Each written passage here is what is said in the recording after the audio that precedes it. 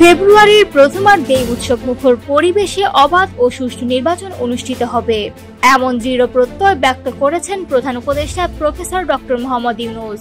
গত মঙ্গলবার রাষ্ট্রীয় অতিথি ভবন যমুনায় 7টি রাজনৈতিক দল ও একটি সংগঠনের সঙ্গে বৈঠকের পর তিনি এই আশ্বাস দেন। প্রেস ব্রিফিং এ প্রধান উপদেষ্টার প্রেস সচিব শফিকুল আলম জানান, প্রধান উপদেষ্টা স্পষ্ট করে বলেছেন, এই নির্বাচন হবে আনন্দ ও উৎসবের। যারা জীবনে কোনোদিন ভোট দিতে পারেননি তাদের জন্য এটি হবে নতুন অভিজ্ঞতা।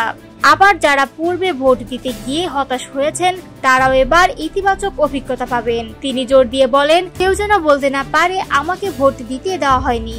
প্রফেসর ইউনূস সতর্ক করে বলেন, নির্বাচন ব্যাহত করার চেষ্টা অবশ্যই হবে। কেউ না কেউ বিভ্রান্তি ছড়াবে, বাধা তৈরি করবে। তাই সবাইকে থাকতে হবে সজাগ ও স্থির। লক্ষ্য একটাই, একটি বিশ্বাসযোগ্য নির্বাচন আয়োজন এবং নির্বাচিত সরকারের হাতে শান্তিপূর্ণভাবে ক্ষমতা হস্তান্তর। তিনি আরো বলেন, এই নির্বাচন কেবল অন্তর্বর্তী সরকারের নয়, এটি দেশের সব মানুষের নির্বাচন। রাজনৈতিক বিভাজন নয়, বরং ভবিষ্যতের বাংলাদেশ গড়ার আকাঙ্ক্ষাই হবে এবারের নির্বাচনের মূল শক্তি।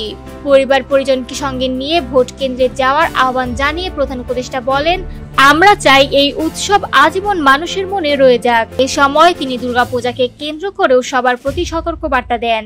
ইউনূস বলেন, সারা দেশে শান্তি ও সম্প্রীতি বজায় রাখা আমাদের দায়িত্ব। গন্ডগোল সৃষ্টির চেষ্টা হতে পারে, তবে আমরা চাই উৎসব হোক আনন্দমুখর, শান্তিপূর্ণ ও স্মরণীয়। বৈঠক শেষে তিনি গণ অধিকার পরিষদের সভাপতি নুরুল হক নূরের চিকিৎসার বিষয়েও তাৎক্ষণিক নির্দেশ দেন, দ্রুত বিদেশে সুচিকিৎসার ব্যবস্থা করতে।